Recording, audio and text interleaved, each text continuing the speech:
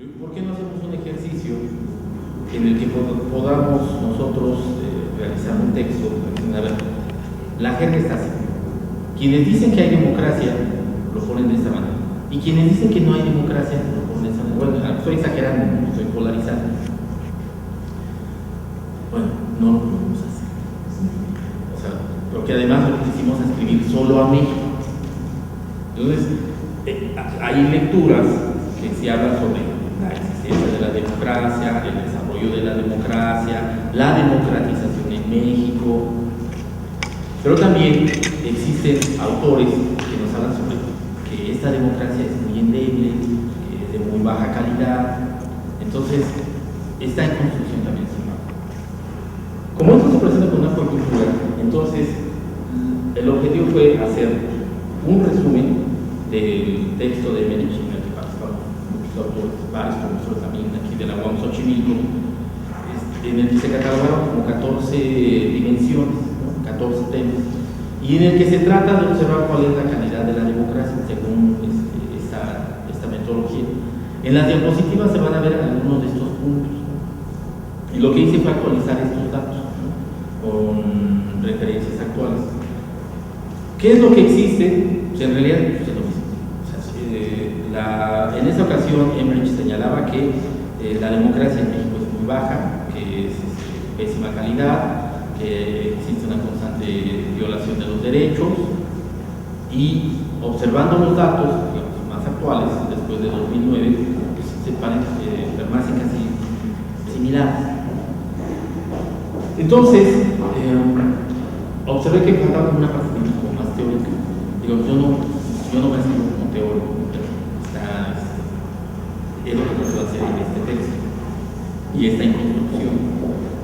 Entonces, es lo que les voy a presentar ahora. Entonces, bueno, ahora sí. Una larga historia ha sido requerida para el desglose de las piezas que constituyeron el análisis clásico de las formas de gobierno. Desde las descripciones y relatos de Heródoto hasta la precisión teórica de Rousseau, se constató que la democracia era el referente de la soberanía popular. Análogamente al juego de las palabras, los primeros estados soberanos de Europa Central y Estados Unidos emprendieron un reordenamiento político caracterizado por el acuerdo general para solucionar los problemas políticos y sociales. No obstante, al concluir la Segunda Guerra Mundial, cuando la formación de los dos bloques perfilaron las cicatrices de la racionalidad de las acciones gubernamentales y, desde mi opinión, delinearon la transformación de la democracia, es decir, elecciones libres, conformación del sistema de partidos, participación efectiva e igualdad del voto. Desde este punto, los ideales democráticos se conjugaron con el método procedimental para mejorar la vida política de los ciudadanos. Sin embargo, a medida de que se fue expandiendo e integrando la democracia como elemento de la demagogia, generó una serie de confusiones y fue utilizado desde los golpistas latinoamericanos que justificaron su asalto al poder por la necesidad de defender los principios de la democracia occidental y cristiana. Incluso las oligarquías de la región denominaron a sus regímenes democracias representativas. Todo eso está citado, son más de 100 referencias. Por este motivo, tantas discusiones pueden dirigirse a enunciar la circulación como referente del poder del demos. En mi caso no voy a hacer un análisis de esa naturaleza, sino me enfocaré a realizar un apunte sobre la calidad de la democracia en México. De esta forma, en el primer apartado se analiza el concepto de la democracia, en el segundo se comenta brevemente los análisis de la democracia en México, para pasar al tercero y cuarto capítulo referidos al contexto nacional y la calidad democrática. No obstante, se debe precisar, la relectura no constituye la consulta directa de las disposiciones del Institute for Democracy and Electoral Society. Al respecto, solo comenté y revisé el estudio de la situación de la democracia en México para detallar algunos hallazgos. El marco contextual que constituye se basa sobre los datos que pueden constatar la posible evolución de la calidad democrática. Primera parte. Entre los estudiosos se ha especulado demasiado sobre la definición y el contenido de la democracia, y eso se ha reflejado en los múltiples posicionamientos. Podría nombrar aquel centro de dimensión jurídica en donde la competencia política era solo una función del legislador. En contraposición, se desarrollaría el planteamiento de Carl Schmitt, el cual enfatizaba que la voluntad unitaria del pueblo se ejercía en la Constitución, pero no a través del parlamentarismo del Estado liberal, sino en el sentido de la organización política del demos, o al mismo obvio, tanto que la democracia es por antonomasia el gobierno de las leyes, y continuaría con aportes de mayor radicalidad, probablemente, entre comillas, de Marx, Lenin, Badiou, Rancière y Negri. No obstante, en el corpus teórico, la democracia es un concepto relacionado con las decisiones colectivamente vinculantes sobre las normas y políticas de un grupo, asociación o sociedad. Puede decirse que esa toma de decisiones es democrática en la medida que ésta está sujeta a la influencia del poder del control de todos los miembros de la colectividad considerados como iguales. Y aunque existan otras definiciones de la democracia, siempre concurrirán las aproximaciones a las instituciones políticas y procesos electorales, pues éstas establecen parámetros de evaluación, las cuales son coordinadas por el método procedimental. Así, la función de la democracia era de producir decisiones colectivas por medio del control popular e igualdad, que implícitamente inscriben a la participación política, y precisamente cuando algunos de estos principios básicos son obstaculizados, se llega a la conclusión de la baja calidad que tiene un régimen democrático. Asimismo, coexisten un número de estudios que evalúan la calidad de la democracia. Están los enfocados al poder, situados en el origen, de dónde surge el poder, el ejercicio, cómo se ejerce el poder, y finalidad, para qué se ejerce el poder.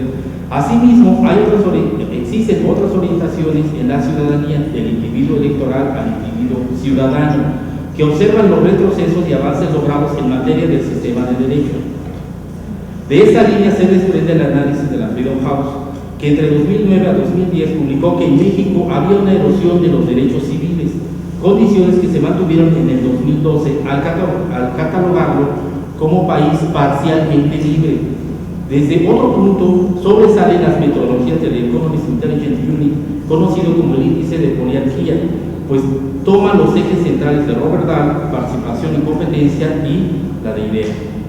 Lo anterior no solo refleja parte de las distintas dimensiones para evaluar la calidad, de igual forma responden al derecho constitutivo para dialogar y opinar sobre las condiciones institucionales que imperan en las democracias, y desde mi opinión así operan los enfoques metodológicos.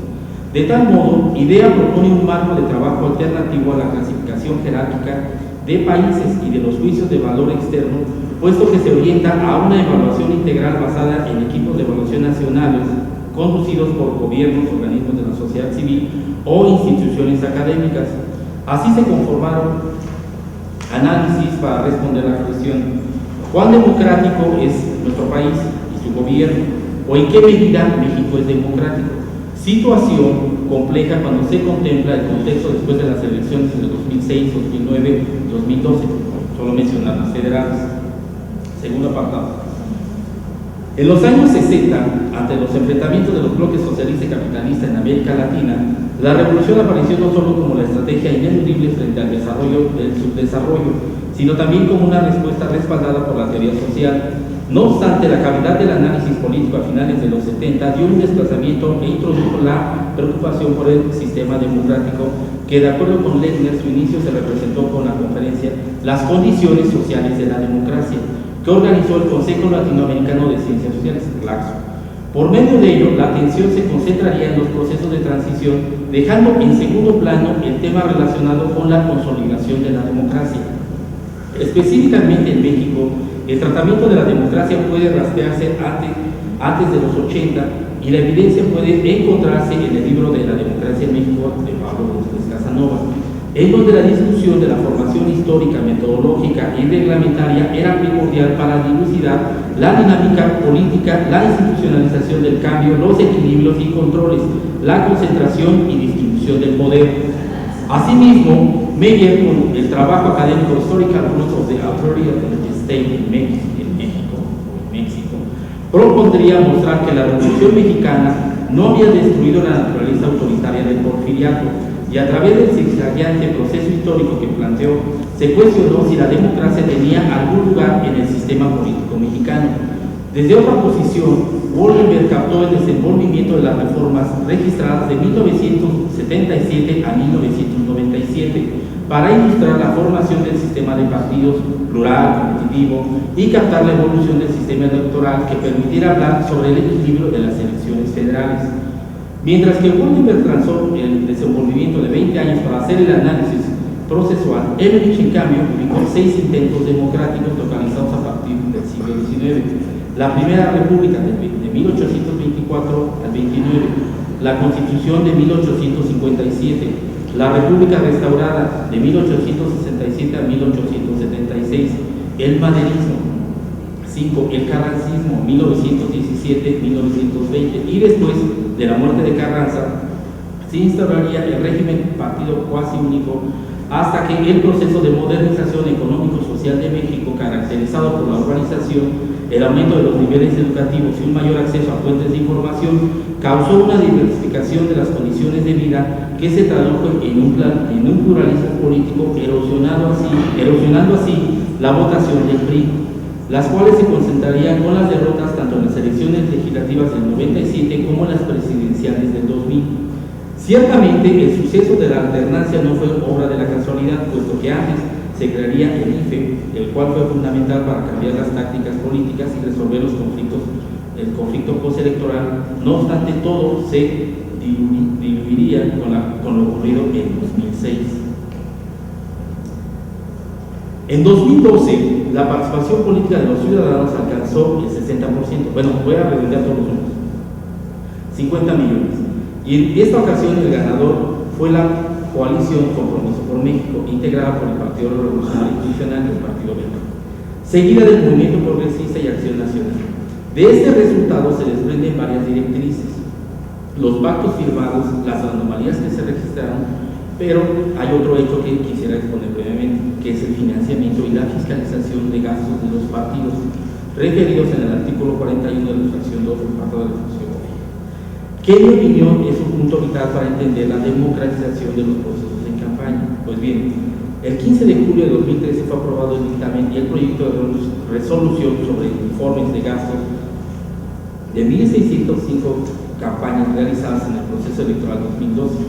Esta resolución implicó una multa de 341 millones de pesos.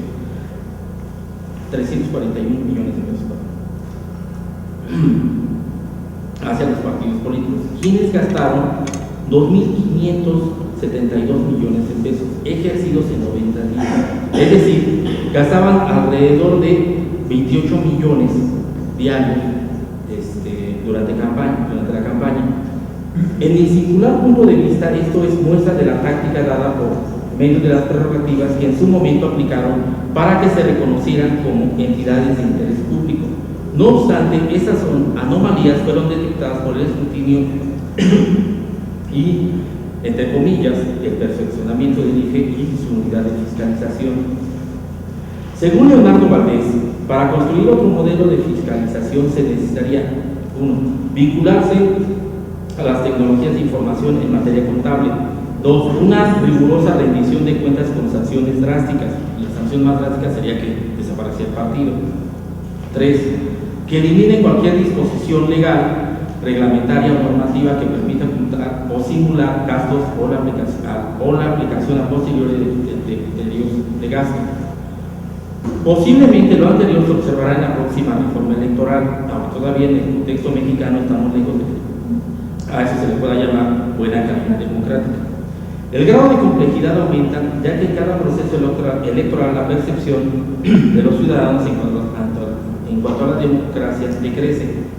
Si ustedes observan las gráficas, evidentemente los ciudadanos cada vez creen menos en la democracia. Ante la valoración de la democracia, algunos preguntarán por qué tomé en cuenta este elemento, puesto que en la calidad conjetura que hay cierto número de procedimientos mínimos para poder analizarla, pero en mi opinión la democracia no se describe a el cual es o no lo es. Esta se construye y se transforma no por las instituciones, tampoco por las normas, es por medio de las personas que ejercen y practican los derechos, aquellos que cada día dialogan, opinan y hacen acuerdos. Y más allá de las incertidumbres de los resultados electorales, que para el futuro inmediato no supondrá un crecimiento uniforme, se vislumbra la nueva etapa de un proceso de democratización en México, o por lo menos lo que debería ser, de las asalto por parte del ciudadano, lo cual se ve muy complicado. Okay. Bueno, después de eso paso a un análisis de la calidad democrática basada en los indicadores que propuse ahí, que tienen que ver con la ciudadanía, leyes, derechos, Estado de Derecho y acceso a la justicia,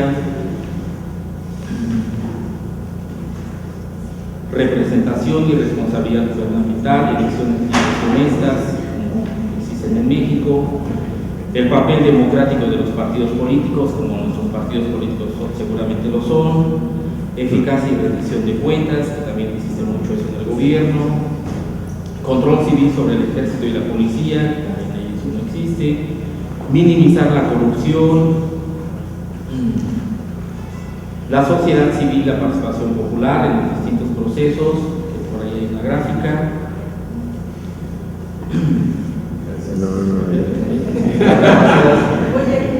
La respuesta del gobierno, la descentralización.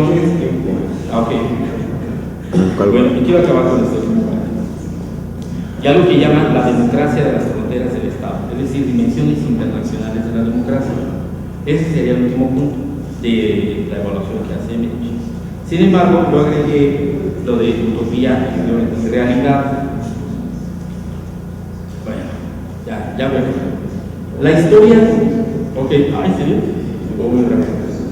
La historia de la democracia en México indica la apertura, transformación de las reglas y deja entrever la incipiente construcción de las condiciones institucionales. Y precisamente ubicar las dificultades lleva a reconocer lo políticamente existente. La no apropiación de los derechos, la crisis del sistema de partidos, los espacios vacíos en donde la corrupción se instala, esto es sin lugar a dudas la problemática de las democracias.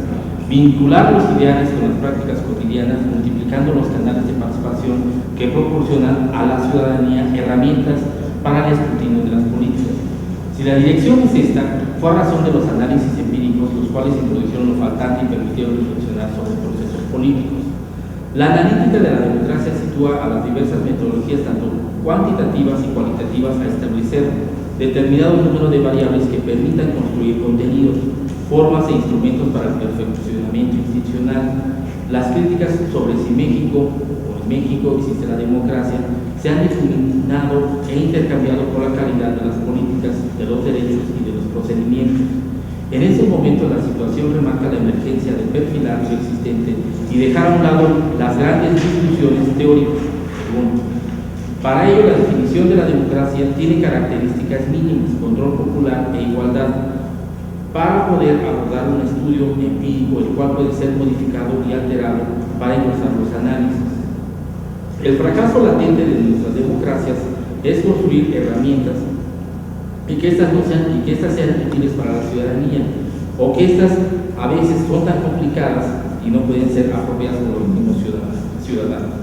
En México, el problema se desborda cuando se observa que las plataformas informativas, los marcos normativos y de las políticas creados para incorporar las demandas sociales y ciudadanas están desarticulados en el contexto nacional. En mayor medida, la capacidad de la ciudadanía está determinada a la participación electoral, creando vacíos en cuanto al escrutinio de las acciones del Estado. Por ejemplo, el PAI, la Roma. El federalismo que tenemos actualmente no es una política consensada entre los tres niveles de gobierno, sino una táctica demagógica, la cual puede ser constatada por la falta de información y rendición de cuentas de las instituciones políticas de las entidades federativas. Debido a tal abandono de la cultura democrática, la consolidación de la eficacia y la efectividad es una utopía y en algunos casos existe la imposibilidad de la no ciudadanía para sectores vulnerables y excluidos. Y existe un marco democrático que es utilizado en las elecciones, pero ese no se ha extendido o profundizado en áreas en donde se necesita fortalecer los procesos democráticos, en lo social y lo económico. Y dicho sea de paso, parece que nunca va a suceder. El primer problema identificado sería construir una ciudadanía plena e integral para el control popular y posiblemente organizar redes ciudadanas, redes de organizaciones civiles. Esta situación apunta a fortalecer los controles de rendición de cuentas transversal e información actualizada en los tres niveles de gobierno. La arena democrática se debe perfilar a las instituciones que usualmente no han sido consideradas para el escrutinio público, como el Ejército y las autoridades de procuración e impartición de justicia, donde falta información oportuna. El principio de igualdad y control popular no tiene que ser abandonado sobre el problema del debilitamiento de fuerzas políticas. Conviene prescindir de elementos teóricos cuando estos no son adaptables a lo políticamente existente y se puede perfilar la consolidación de la calidad democrática por medio de actores emergentes. La pluralidad política, social y cultural de México pretende reconocer la viabilidad de otros caminos democráticos. Las elecciones y el derecho político, como lo es el voto, se han consolidado y aunque la compra de votos aún sigue estando en el centro de las discusiones, lo cierto es que en los últimos 20 años la calidad electoral es una de las áreas en donde dicen que hay avances. En cambio, el descuido y despreocupación por el cúmulo de derechos se ha intensificado. De esta forma, la imagen negativa del Estado de Derecho presenta un retroceso para la democracia y un impedimento para relacionar las demandas en la Constitución política. En la actualidad, el análisis de la calidad de la democracia es criticado por ser una evaluación entre consumidores que califican un servicio, pero la aproximación de crear y construir gobiernos lo más democráticos posibles es llevar el escrutinio hasta límites impensables, lo que dice. La calidad de la democracia en México es utópica porque no se ascribe totalmente a las dimensiones teóricas propuestas por Sartori, Banibianco, Vittorio, Habermas, Marx, y es una realidad si observamos la realidad política, avances en lo institucional que canalizan reformas y leyes que ascriben derechos a los ciudadanos. No obstante, en un balance justo, si es que esto es posible, aún faltan demasiados temas para atender. Es claro que las metodologías para medir la calidad de la democracia son un hecho, pero las realidades manifiestan que la pobreza, el rezago social, el aumento de horas de trabajo, el acceso a servicios están por debajo de la media. En pocas palabras, la calidad de vida está a la baja.